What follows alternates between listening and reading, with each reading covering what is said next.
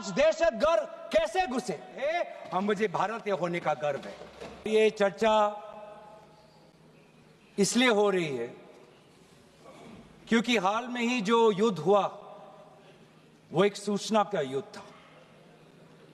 एक प्रकार से हम पड़ोसी देश और दुनिया भर को सच्चाई की सूचना देना चाहते थे और कुछ ऐसे ताकत थे, ऐसे शक्तियां थी जो भ्रम का सूचना सारे देश में, सारे दुनिया में फैला रहे थे। और इसीलिए इस चर्चा का विशेष मांग यह है कि आज सच्चाई सदन में आनी चाहिए। सच्चाई पहलगाम की आनी चाहिए, सच्चाई ऑपरेशन सिंदूर की आनी चाहिए, सच्चाई विदेश नीति की आनी चाहिए।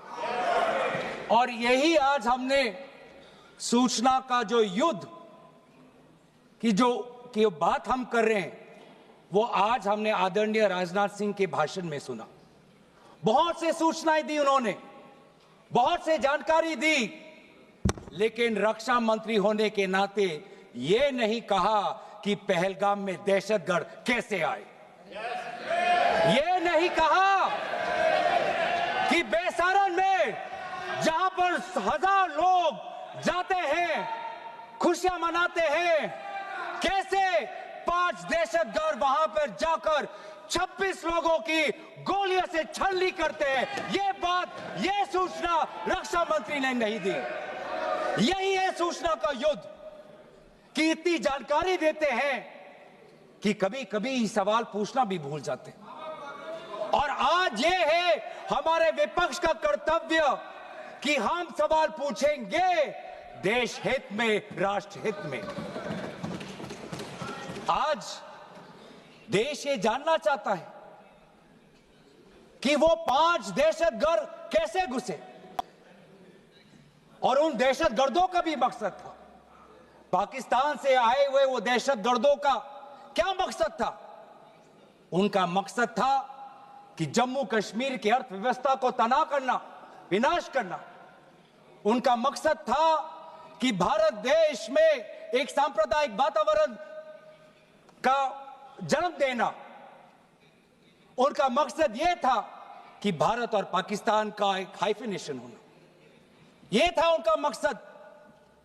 लेकिन सर, मुझे दुख है कि आज राजनाथ सिंह जी ने सैनिकों की बात तो की, लेकिन जो हमारे भारत की जो आवाम है, जो जनता है, जो उन्होंने पाकिस्तान के दहशतगर्दों का पूरी जो मंशा है उस पर उन्होंने पूरा नकारा और हम एकजुट रहे। हम, मुझे भारतीय होने का गर्व है। हमने देखा बेसारन में कि किस प्रकार से जम्मू और कश्मीर के लोगों ने पूरे देश भर से आए हुए जितने भी पर्यटक थे उनकी मदद की। हमने ये देखा कि किस प्रकार से देश भर के जो पर्यटक जो जम्मू कश्मीर में थे उन्होंने अपने जम्मू कश्मीर के भाइयों को धन्यवाद दिया।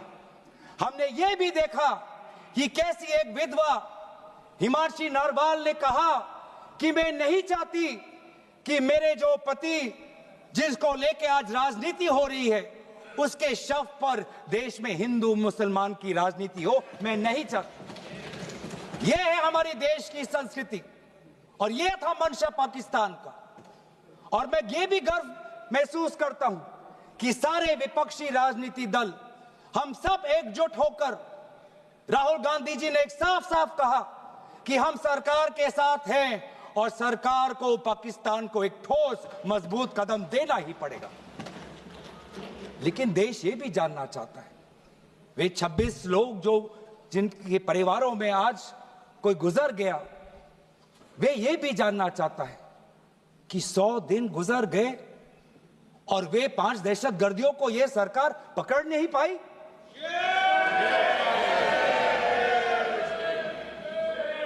देश के वो लोग ये भी जानना चाहते हैं कि ये जो 5 दहशतगर्दे थे, दहशतगर्दी जो आए टेररिस्ट, निश्चय इनको किसी ने पनाह दी, निश्चय इनको किसी ने जानकारी दी, निश्चय ये पूरा जो 1 घंटा का जो उन्होंने गोला बारूदी की, उसके बाद ये फरार हो गए। उनको फरार होने में भी किसी ने उनकी मदद की, और आज भी ये 100 दिन हो गए और सरकार के पास कोई जवाब नहीं।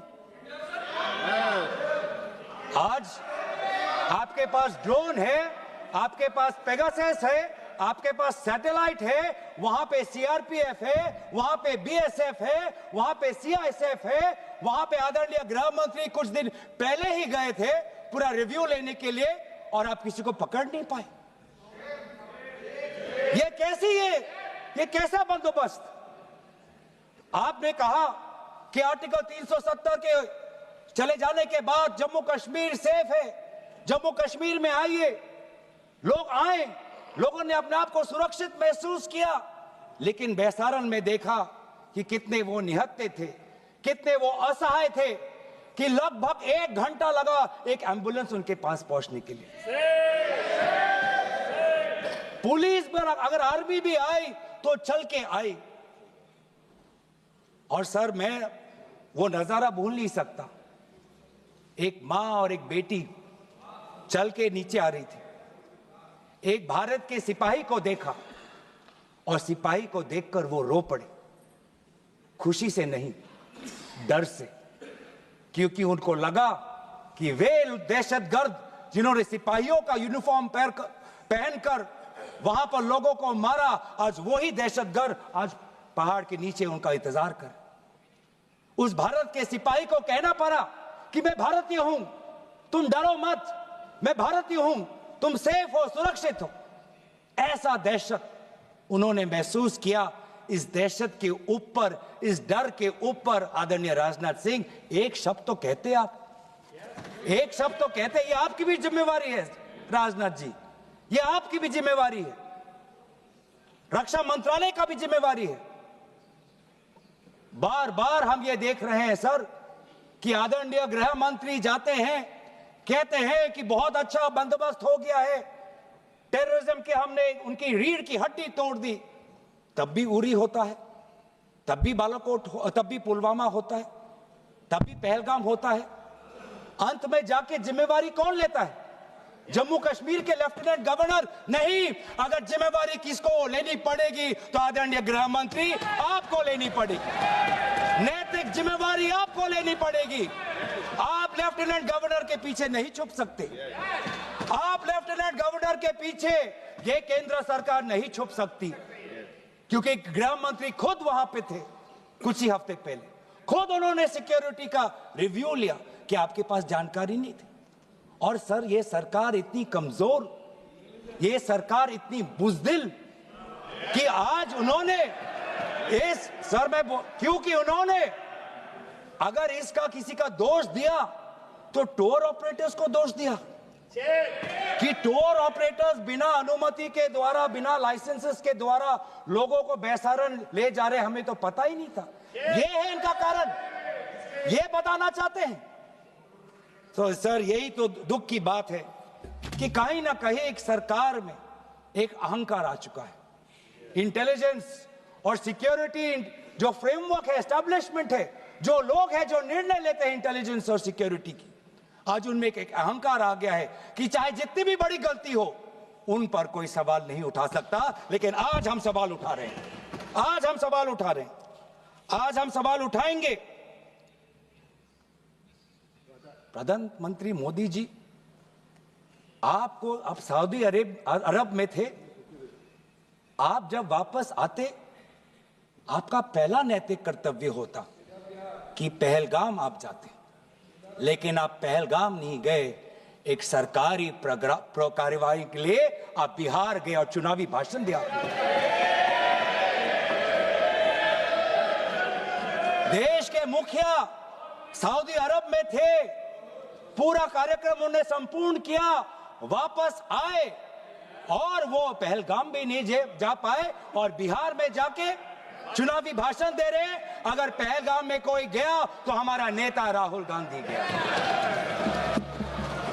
अगर पहलगाम में जो लोगों की मृत्यु हुई उनके लिए अगर शहादत की मांग कोई कर रहा है तो हमारा दल का नेता राहुल गांधी कर रहा है। राहुल गांधी जी बादामी आर्मी के कंटोनमेंट में गए। सर मैं बोलूं? Sir house in order. Sir house in order में like sir house is not in order में रहेगा सर। टाइम लेकिन आप तथ्यों पे बोलें, गलत सूचनाएं नहीं दे सदन में, गलत सूचनाएं मत दे। हम बोलिए इसके ऑर्डर में लाइए सर। कोई सदन में गलत तथ्य नहीं रख सकते आप। सर मैं बोलूं सर कैमरा आएगा मेरे पे। धन्यवाद। आदरणीय अध्यक्ष महोदय, अब बात आती है ऑपरेशन सिंदूर की। आज मैं राजनाथ सिंह जी का भाषण सुन रहा था। मुझे पता नहीं चल रहा था कि राजनाथ सिंह जी जो भाषण दे रहे थे वो किस समय का उजागर कर रहे थे।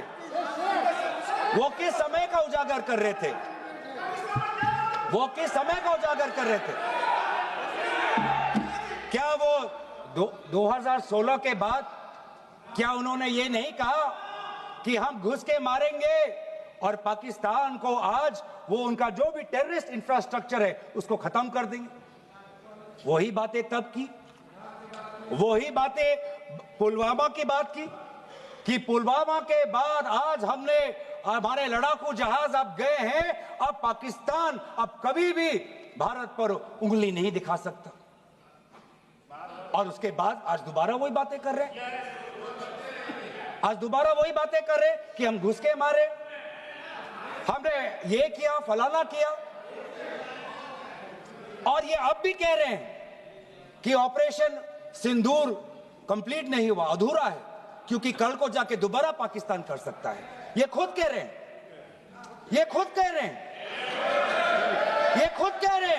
कि इसके पश्चात भी पाकिस्तान कल को जाके कर सकता है। तो ये जो सफल कैसे हुआ? फिर क्या सफल हुआ? आज ये खुद कह रहे हैं कि हमारा मकसद युद्ध का नहीं था। हम पूछना चाहते क्यों नहीं था, होना चाहिए था। आज उन्होंने खुद कहा कि हमारा मकसद जमीन लेने का नहीं था। क्यों नहीं था? पाकिस्तान ऑक्यूपाइड कश्मीर अगर आज नहीं लेंगे तो कब लेंगे?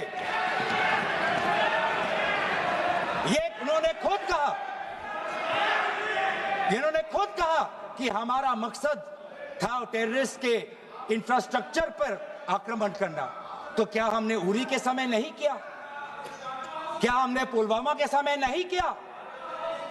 लेकिन उसके पश्चात भी पाकिस्तान का इतना साहस कि आज उन्होंने पहलगाम में जो पिछले 20 वर्षों में हमारे भारतीय नागरिकों पर सबसे दर्दनाक अगर हमला हुआ है तो आपके समय पे हुआ है। आपके समय में उरी हुआ, आपके समय में पुलवामा हुआ और आपके समय में आज पहलगाम हो रहा है। कुछ बातों का उजागर किया, कुछ किताबों का भी उजागर किया। ये नई प्रक्रिया है सर। हर चर्चा में आदरणीय भाजपा के नेता एक किताब उठा लेते हैं, जानकारी दे रहे थे। हमें नहीं सर, ब्लूमबर्ग को क्या जानकारी दिया? मैं पूरा पढ़ लेता हूं without editing. What is important, क्या जरूरी, हिंदी में अनुवाद करने की कोशिश भी करता हूं। मत करो। क्या ये जरूरी नहीं कि जेट गिरे, पर क्यों गिरे, क्या गलतियां हुई, वो महत्वपूर्ण है। संख्या महत्वपूर्ण नहीं सर। 35 ही राफेल है देश में, 35 ही राफेल है। अगर उनमें से कुछ गिरे भी तो देखिए सर, मुझे तो लगता है कि बहुत बड़ी क्षति हुई। 35 राफेल, अगर कुछ उनमें से भी अगर कुछ गिरे तो मुझे लगता है कि जरूरी है, क्योंकि आपको लगता है कि 35 राफेल काफी है, तो अगर कुछ गिरे तो वो भी जरूरी है। और उन्होंने उसके बाद ये कहा कि ये बात अच्छी है कि हमने अपनी गलतियों को समझा, उसको सुधरा, और 2 दिन बाद हमने अपने जेट को उड़ाए और दूर से हमने आक्रमण किया। सर ये मैं थोड़ी जानकारी चाहूंगा। हमारे पास जो हमें ये संदेश मिलता है कि दुनिया के सबसे बढ़िया और बेहतरीन लड़ाकू जहाज हमारे पास है, सबसे बेहतरीन पायलट हमारे पास है, तो सीडीएस को ऐसा क्या कहना पड़ा, ऐसा क्या परिस्थितियां हैं कि हमारे पायलट हमारे लड़ाकू जहाज क्लोज रेंज में नहीं जा सकते, उनको दूर से ही फायर करना पड़ता। ये क्या है? ये क्या पाबंदी है? ऐसी ये क्या पाबंदी है कि सीडीएस को ये कह रहे हैं कि हमारे लड़ाकू जहाज ने पहले दिन गलतियां की, गलतियां हमने सुधारी और दूर से हमने आक्रमण किया। क्या हम पास से नहीं कर सकते? ये जानकारी हमें दे। हम ये जानना चाहते हैं कि lieutenant general Rahul R Singh ने सदन के अंदर नहीं, सांसदों को नहीं, राजनीतिक दलों के फ्लोर लीडर्स को नहीं, फिक्की में जाके कहा। क्या कहा? उसका भी मैं हिंदी में अनुवाद करता हूं कि पाकिस्तान तो सिर्फ फ्रंट पे था और पाकिस्तान के पीछे चाइना उनके पूरी तरीके से समर्थन कर रहा है।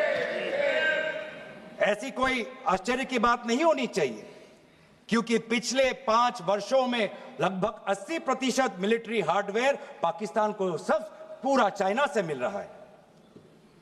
तो सर, मैं आज पूछना चाहूंगा आदरणीय राजनाथ सिंह जी से, जो सरकार चीन को लाल आंख दिखाने की बात करती है, एक बार भी आपने चीन का उजागर अपने भाषण में क्यों नहीं किया? आर्मी कर रही है,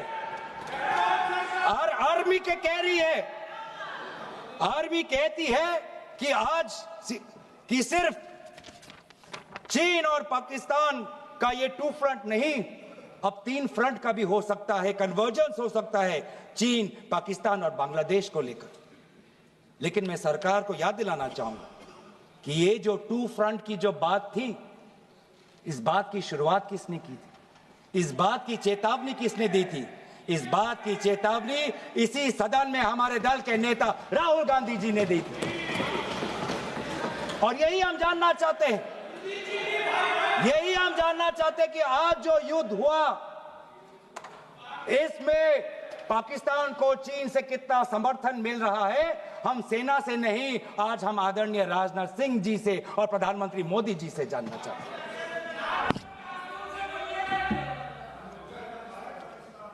और सर, इंडोनेशिया में जो डिफेंस अटैचे है, उसने तो ताज्जुब की बात कह दी। उसने क्या कहा sir? India defence attache group captain Shiv Kumar ने, हिंदी में दोबारा अनुवाद करता हूं, कि भारत ने लड़ाकू जहाज खोए तो खोए इसलिए क्योंकि कुछ मिलिट्री टारगेट्स पर आक्रमण करने पर पाबंदी थी। क्यों? क्या पाबंदी थी? ऐसे क्या ये राजनीतिक कंस्ट्रेंट्स थे? आपने कहा कि 9 टारगेट पे हमने आक्रमण किया, लेकिन हमें यह भी सूत्रों से जानकारी और मीडिया में आया है, और लेफ्टिनेंट जनरल राहुल सिंह ने खुद कहा कि पहले 21 टारगेट्स चुने गए थे और 21 से फिर 9 हुए। क्यों हुए? क्यों हुए? आज मैं ये जानना चाहता हूं कि पिछले 20 वर्ष में सबसे घातक आक्रमण हमारे महिलाओं पर हुआ, हमारे बच्चों पर हुआ, भारत के आत्मा पर हुई। हमने सब ने वो दहशत को अनुभव किया, हम सब एकजुट हुए, हमने पूरी तरीके से समर्थन प्रधानमंत्री मोदी जी को दी कि अब जाइए। और ऐसा एक माहौल बन चुका था कि देश किसी भी कीमत चुकाने के लिए तैयार था। पूरा देश प्रधानमंत्री मोदी जी के साथ था, विपक्ष प्रधानमंत्री मोदी जी के साथ था। और अचानक 10 मई के दिन पे हमारे राष्ट्रदूत कहते हैं कि हम पाकिस्तान पर हमला करेंगे, और शाम के 10 मई को सूचना आती है कि पाकिस्तान के साथ अब युद्ध पर हम परिणाम दे रहे हैं, सीज फायर हो गया। क्यों हुआ? हम आदरणीय प्रधानमंत्री मोदी जी से जानना चाहते थे, अगर पाकिस्तान वाकई में अपने घुटने टिकने के लिए तैयार था तो आपने क्यों रुका? आप क्यों रुके? और किसके सामने आप झुके? किसके सामने आपने सरेंडर किया? किसके सामने आपने सरेंडर किया? वो अमेरिका के राष्ट्रपति जो 26 बार आज कह चुके हैं कि व्यापार को लेकर उन्होंने भारत और पाकिस्तान को सतर्क किया और दोनों को मजबूर किया कि वो इस जंग को छोड़े। 26 बार आज राष्ट्रपति ट्रंप खुद कहते हैं कि 5-6 जेट गिरे हैं। एक एक जेट करोड़ करोड़ अरब अरब रुपयों का है, मिलियंस एंड मिलियंस का है। इसलिए हम जानना चाहते हैं, आज हमें स्पष्ट रूप से आदरणीय राजनाथ सिंह जी बताएं, देश पर विश्वास करें, देश में वो साहस है सच्चाई सुनने की। आज आप बताएं कितने लड़ाकू जहाज गिरे। हमारे में वो साहस है क्योंकि ये सूचना ये सच्चाई सिर्फ देश के नागरिकों के लिए नहीं, ये सूचना ये सच्चाई हमें देश के जवानों को भी देना है। आज उनसे भी झूठ कहा जा रहा है, उनके बीच में भी भ्रम फैलाया जा रहा है। हम उनकी जो सच्चाई है आज हम सदन के अंदर लाना चाहते हैं। और सर, बात में आती है विदेश नीति की। किस मुंह से हम कहें कि विदेश नीति आज सफल हुआ है? किस मुंह से कहें? ये आदरणीय राजनाथ सिंह जी, शंगीला में जो डायलॉग हुआ, उस डायलॉग में जो ड्राफ्ट जो आया, जिसको भारत सरकार ने नकारा, वो ड्राफ्ट बनाने में हमारे ही कुछ सहयोगी देश थे जिनका नाम मैं नहीं लेना चाहूंगा। लेकिन ऐसे देश जिसको हम परंपरागत दोस्त हम मानते हैं, ट्रेडिशनल एलाइज मानते हैं, आज उन्होंने भी इंडिया और पाकिस्तान को हाइफिनेट कर दिया। और आप ये शब्दों के खेल से आप खुश हो कि ब्राजील के डॉक्यूमेंट में पाकिस्तान, ये जम्मू कश्मीर का पाकिस्तान का भी नहीं, ब्राजील के डॉक्यूमेंट में सिर्फ जम्मू कश्मीर में जो दहशतगर्दी हुई उसी की निंदा हुई, पाकिस्तान की निंदा नहीं हुई। पर आप उससे खुश हो? अगर आप उससे खुश हो तो मैं जानना चाहूंगा, जो $1 बिलियन का आर्थिक सहायता IMF ने दिया पाकिस्तान को, उस पर आपको क्या कहना है? हम जानना चाहेंगे, जो ADB एशियन डेवलपमेंट बैंक से 800 मिलियन का आर्थिक सहायता जो मिलेगा पाकिस्तान को, आज भारत उस पर क्या रवैया है? वर्ल्ड बैंक का जो $40 मिलियन आ रहा है, और ये पैसा किसको जाएगा सर? पाकिस्तान की नेतृत्व उनकी जनता या उनकी चुनी हुई सरकार नहीं, पाकिस्तान की सरकार का जो रिमोट कंट्रोल है वो पाकिस्तान की सेना के पास है। तो ये सारा पैसा वहीं जाएगा जहां पर हमने मिसाइल गिराई। तो क्या इतना भी हम नहीं कर पाए? क्या इतना भी ताकत नहीं? क्या इतना भी विश्व गुरु में लोगों का विश्वास नहीं, देश अंतर्राष्ट्रीय नेताओं का विश्वास नहीं कि IMF का एड ना जाए पाकिस्तान के पास, वर्ल्ड बैंक का एड ना जाए पाकिस्तान के पास, ADB का एड ना जाए पाकिस्तान के पास? आप में इतना भी ताकत नहीं कि एक देश ने पाकिस्तान को टेरर स्टेट का दर्जा नहीं दिया। एक देश ने आज FATF financial action task force में, जिससे बहुत नियंत्रण पाकिस्तान पे पड़ती थी, आज उससे वो 2022 में निकल आई ग्रे लिस्ट में। क्या वो डालेंगे? तो इसीलिए आज हम ये मांग करते हैं कि सरकार अब डरिए मत, सच्चाई से डरिए मत। उस दिन भी देश सरकार के साथ दहशतगर्दी के खिलाफ खड़ा था, विपक्षी दल सरकार के साथ खड़े हैं, और आज भी दहशतगर्दी के खिलाफ सच्चाई के पक्ष में देश और विपक्ष आज सरकार के साथ। आप हमें अपना दुश्मन ना समझे, हम सरकार के दुश्मन नहीं हैं, हम अपने देश के पक्ष में बोल रहे हैं, जवानों के पक्ष में बोल रहे हैं। पर आप हमें कृपया सच्चाई देने का हमें वो सम्मान दीजिए। सच्चाई सुनने का अधिकार हमारा है, और जितने बार आप झूठ और भ्रम फैलाएंगे, हम उतनी बार आपको पूछते जाएंगे कि आपने क्या किया। और इसीलिए आज मैं खड़ा हूं। अपेक्षा बहुत की थी कि पहलगाम का उजागर होगा, आदरणीय गृह मंत्री नैतिक जिम्मेवारी लेंगे, राष्ट्रीय सुरक्षा सलाहकार नैतिक जिम्मेवारी लेंगे और प्रधानमंत्री मोदी जी कहेंगे क्यों उन्होंने ऑपरेशन सिंदूर जो अंतिम अंजाम था, हमें तो मीडिया में सुनते हुए ऐसा लगा कि हम कराची में उठेंगे। मीडिया में हमारे भारत की मीडिया जो जिनको सूचना आपसे ही मिलती है, उनका ये सुनने में लगा कि आज तो हम फतह करके ही रहेंगे, लेकिन पता चला कि नहीं, कहीं ना कहीं हमारे पैर डगमगा गए और जो अंतिम परिणाम था उससे पीछे हम हट गए।